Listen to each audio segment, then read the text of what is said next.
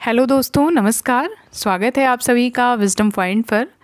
दोस्तों, हम देख रहे हैं हिंदी साहित्य से संबंधित एक महत्वपूर्ण श्रृंखला जो कि आधारित है डॉक्टर गोविंद पांडे व सरस्वती पांडे जी की किताब हिंदी भाषा एवं साहित्य का वस्तुनिष्ठ इतिहास पर।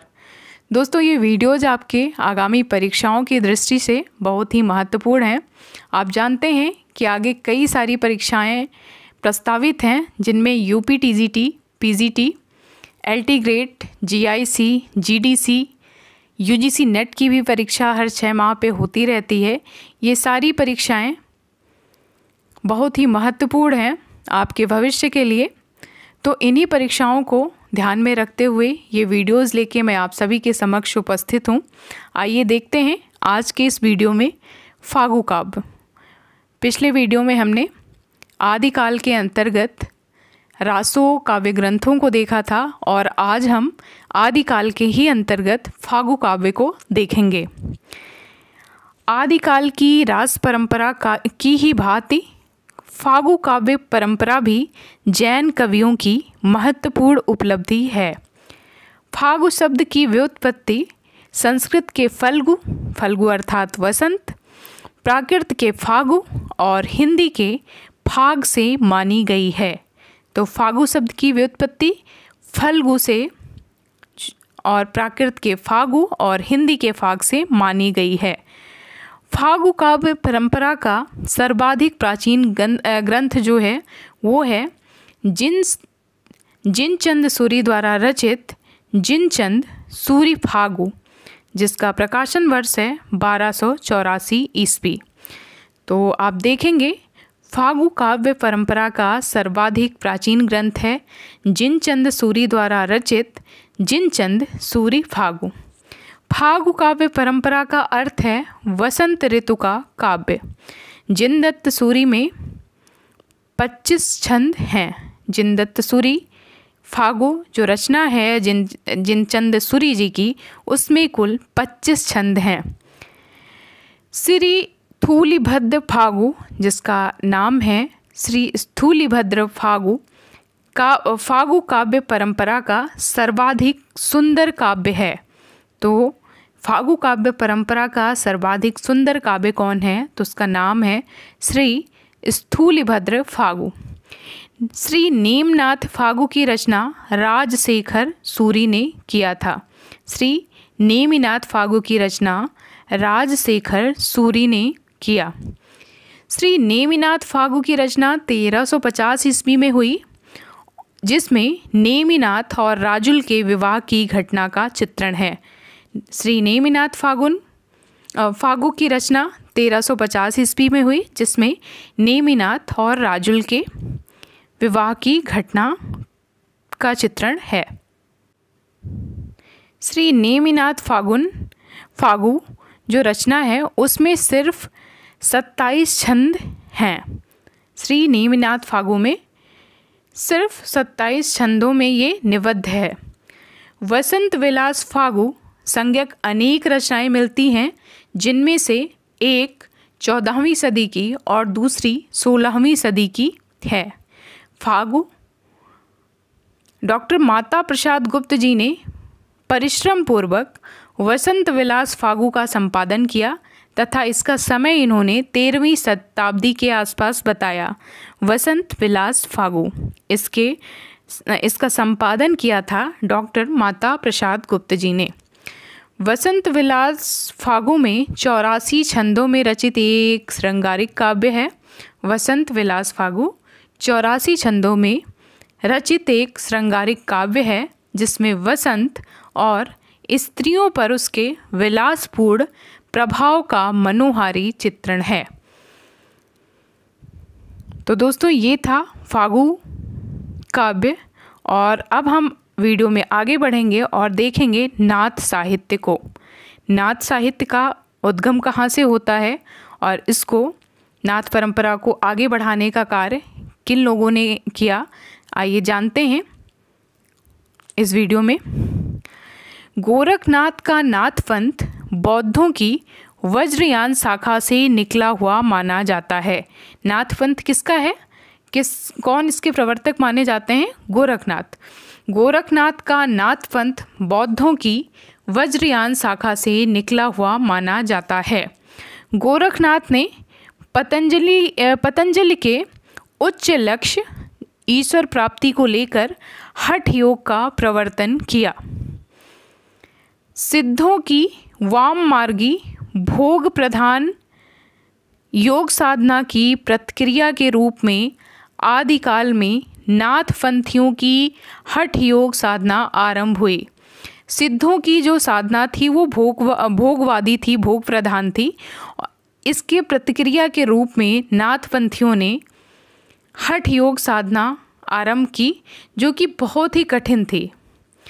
आचार्य हजारी प्रसाद द्विवेदी जी के अनुसार नाथ पंथ या नाथ संप्रदाय के सिद्ध मत, सिद्ध मार्ग, योग संप्रदाय, अवधूत मत, अवधूत संप्रदाय नाम भी प्रसिद्ध हैं। नाथ पंथ को ही और किन नामों से जाना जाता है? देखिए, सिद्ध मत, सिद्ध मार्ग, योग संप्रदाय, अवधूत मत, अवधूत संप्रदाय।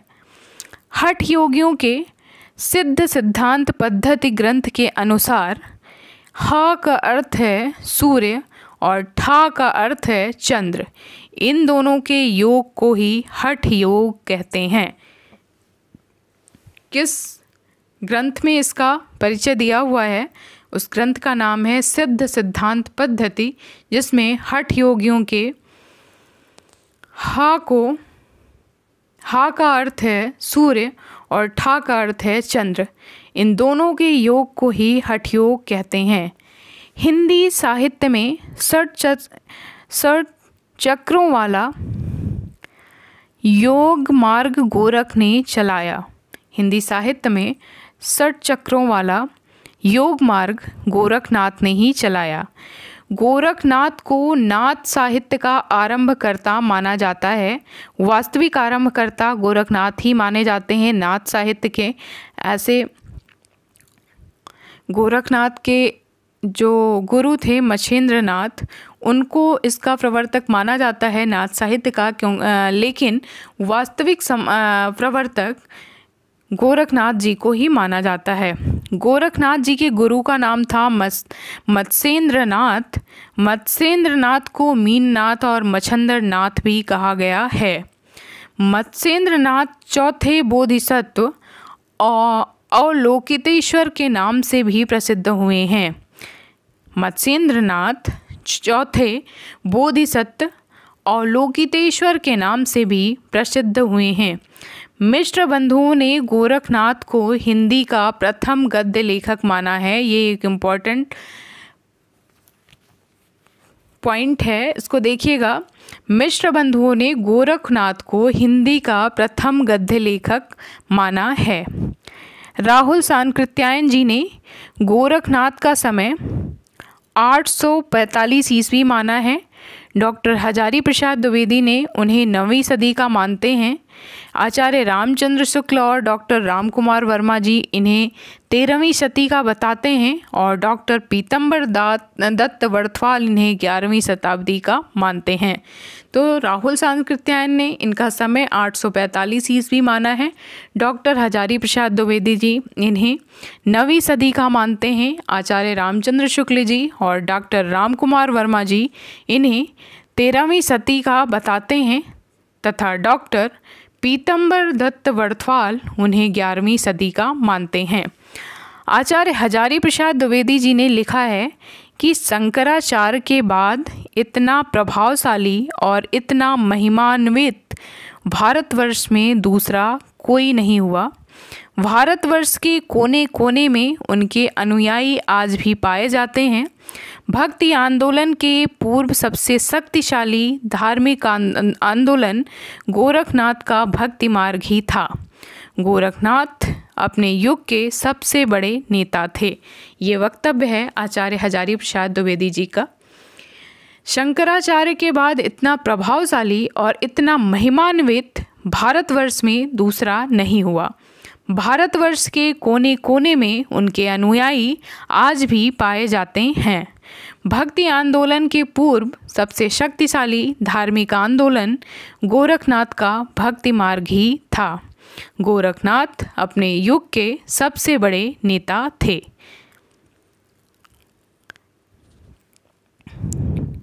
नाथपंथ से ही उत्तर प्रदेश के माननीय मुख्यमंत्री योगीनाथ जी भी संबंध रखते हैं।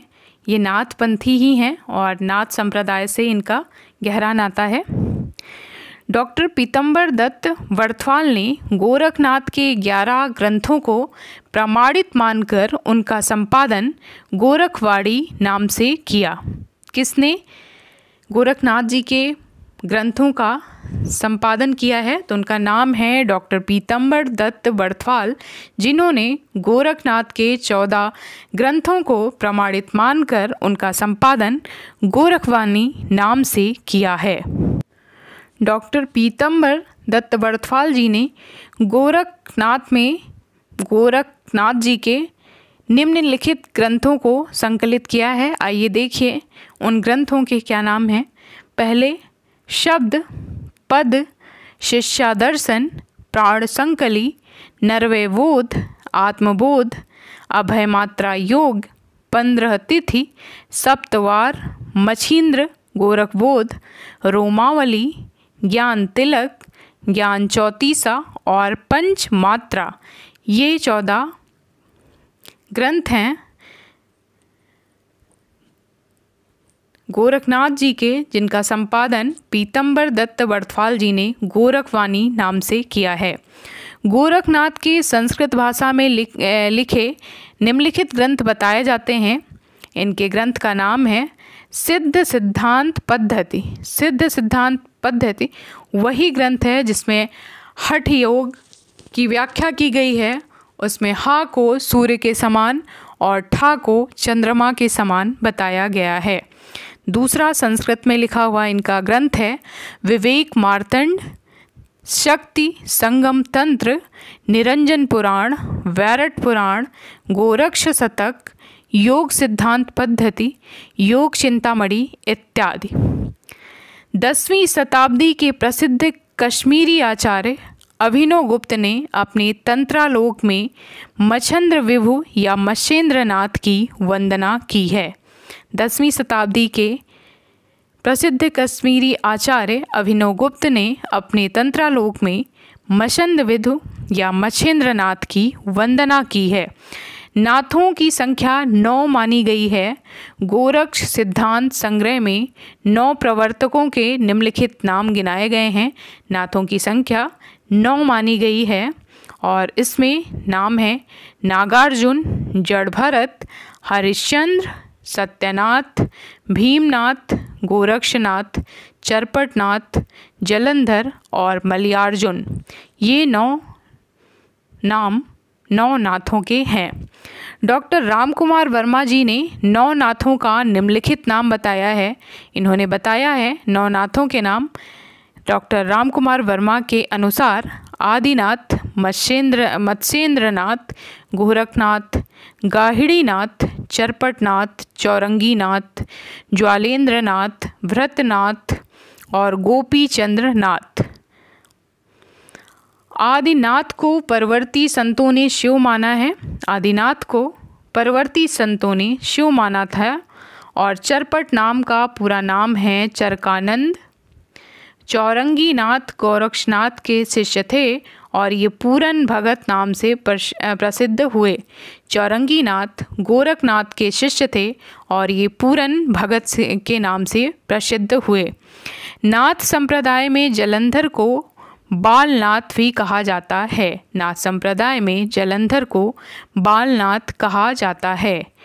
नागार्जुन, गोरखनाथ, चरपट तथा जलंधर का नाम नाथ और सिद्धों दोनों में गिना जाता है। ये महत्वपूर्ण लाइन है कि नागार्जुन, गोरखनाथ, चरपट और जलंधर का नाम नाथ और सिद्धों दोनों में गिना जाता है। नाथों की संख्या 9 है और सिद्धों की संख्या 84 है। नाथों में रसायनी नागार्जुन को माना जाता है। नाथों में रसायनी किसे कहा गया है? रसायनी की उपाधि किसको दी गई है, तो उनका नाम है नागार्जुन। नाथ पंथ के जोगियों को कनफटा भी कहा जाता है। नाथ पंथ के जोगियों को कनफटा भी कहा जाता है। नाथ पंथियों की भाषा सधुक्कड़ी भाषा थी, जिसका ढांचा कुछ खड़ी बोली लिए हुए राजस्थानी थी।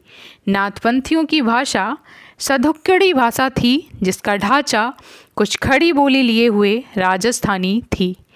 गोरखनाथ ने अपने रचनाओं में गुरु महिमा, इंद्रिय निग्रह, प्राण साधना, वैराग्य मन साधना, कुंडलिनी जागरण, शून्य समाधि आदि का वर्णन किया है।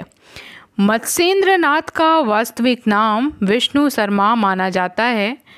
इनकी लिखी पुस्तक का नाम है काल ज्ञान निर्णय, जिसका संपादन प्रबोध चंद्र बागाची ने किया है। फिर से देखेंगे इस लाइन को।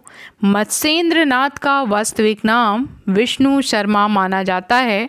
इनकी लिखी पुस्तक का रचनाकाल है, इनकी लिखी पुस्तक का नाम है काल ज्ञान निर्णय, जिसका संपादन प्रबोध चंद्र बागाची जी ने किया है। तो दोस्तों ये था हिंदी साहित्य के अंतर्गत आने वाला नाथ साहित्य, और नाथ साहित्य का वर्णन हम आदिकाल में पाते हैं।